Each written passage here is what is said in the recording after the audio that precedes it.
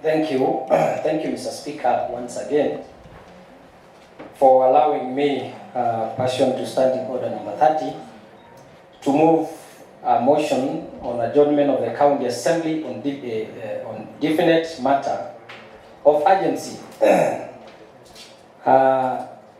Pursuant to Standing Order number 30. Honorable Speaker, I wish to move a motion, pursuant to Standing Order number 30, to seek leave to move the adjournment of the County Assembly for purpose of discussing a definite matter of urgency pertaining this county, Mr. Speaker. Honorable Speaker, I wish to draw the attention of members to the reshuffle of Cabinet Chief Officers by Honorable His Excellency the Governor that happened yesterday. Mr. Speaker, particularly the Chief Officer for Finance and Economic Planning, who is subject to this motion. Honorable Speaker, the Department of Economic Planning, Finance and Economic Planning is the engine of this county. And Honorable Speaker, the role of the Department of Finance and Economic Planning is fundamental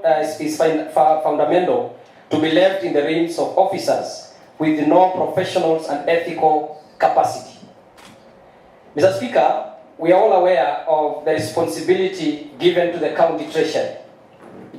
Section 104(1) of the PFM Act provides that by the Constitution of this country, the Treasury shall monitor, evaluate, oversee the management of public finance and economic affairs of the county government, including 1. Developing and implementing financial and economic policies in the county. Number 2, preparing the annual budget for the county and coordinating the preparations and estimates of revenue and expenditure of the county government.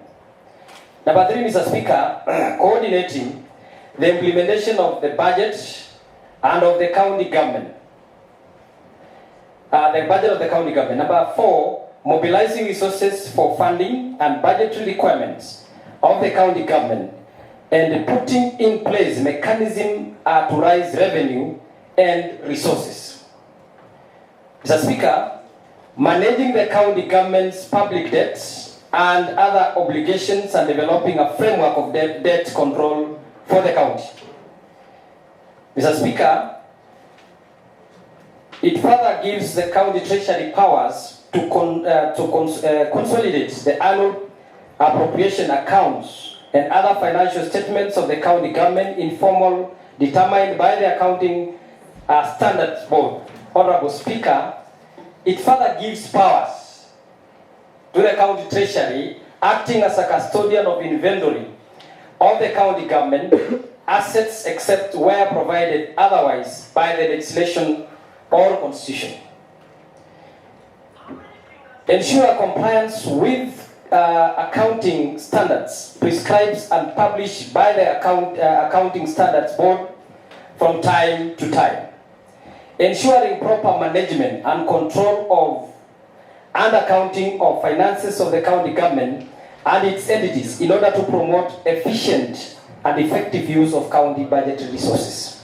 Mr. Speaker, it further gives powers to maintain proper accounts and other records in respect to the county revenue fund, the county emergencies fund, the public fund administered by the county government. Monitor the county government entities to ensure compliance with this act and proper accountability for expenditure of these funds. Assisting the county government entities in developing their capacity for efficient and effective and transparent financial management upon request. Providing the National Treasury with information which may require to carry out its responsibilities under the Constitution and this Act. Issuing circulars with respect to financial matters relating to county government entities. Advising the county government entities and the county executive committee and the county assembly on financial matters. Strengthening financial and physical relations between the national government and the county government in performing of their function.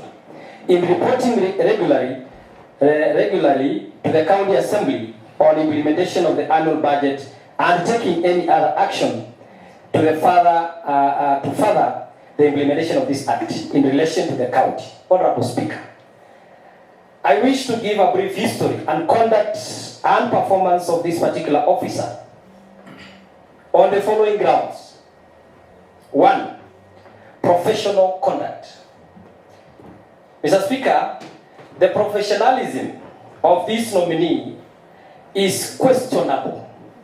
It should be remembered that during his tenure, the county assembly was frustrated by laxity and sheer disregard and procedures by this officer in failure to cooperate on financial matters. He lacks the ability to coordinate and partner with key stakeholders and has no capacity to work under pressure. Underline the word, he has no capacity to work under pressure. During his tenure, it was in public knowledge that he was a perpetual absentee. Honorable Speaker, this officer personalized the public officer of the Moi era who just report to the office, hang the coat on the chair, and then disappear the whole day. Mr. Speaker, also revenue performance. This nominee has poor track record on revenue performance while he served as the Chief Officer Finance.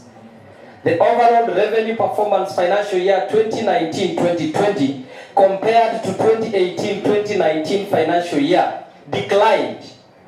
It had a negative deviation of 36.3%, which was majorly contributed 37% decrease in local revenue collections. Mr. Speaker, the analysis of the revenue performance as per reports of the Budget and Appropriations Committee indicates that revenue performance for financial year 2019-2020 dived to 616.8 million from 100 billion in financial year 2018-2019. Mr. Speaker, on audit reports. Maybe the Honorable Loisa, I think we have never, I don't know where you are getting 100 billion. It's a type where I think it's 100 million. I think then you should correct yourself. It should be 616 million from 1 billion, not 100. Raising 100 billion. I stand corrected. More than Thank 10 counties. Thank you. Thank you, Mr. Speaker. I think. Can you correct yourself? Yes, I have. Most obliged. 3, Mr. Speaker, audit reports. Audit reports for the period this officer served as the Chief Officer for Finance and Economic Planning indicate the following audit queries. 1, unsupported county-owned generated revenue, non-compliance to the revenue collection revenue, payments on supply of fuel and lubricants without documentation, unsupported insurance payment amounting to 34 million, and unsupported impress surrenders. Number 4, interpersonal skills. This officer lacks the basic interpersonal skills to coordinate a critical department such as finance. The nature of responsibility of this department requires the stature of a person who is open-minded, motivated, result-oriented, with a high level of integrity. These attributes are foreign to this officer. Honorable Speaker, in view of the above, I have strong conviction that this officer is not fit to stay at the Department of Finance and Economic Planning to achieve financial resources required to implement the manifesto of His Excellency the Governor. He lacks work ethics and his past track record is nothing to write home about. The highlighted call for accountability in the service delivery by government institutions, as we witnessed in the past, protests organized by GNCs should be a wake-up call to even appointing authority to ensure that The people who are put in these offices have high moral standards and professional ethics to perform duties as they are mandated to. And Honorable Speaker should know that it is not business as usual. The County Assembly must live up to the spirit of keeping checks and balances on the executive. Thank you, Mr. Speaker. Honorable Loisa, under the motion you have just moved,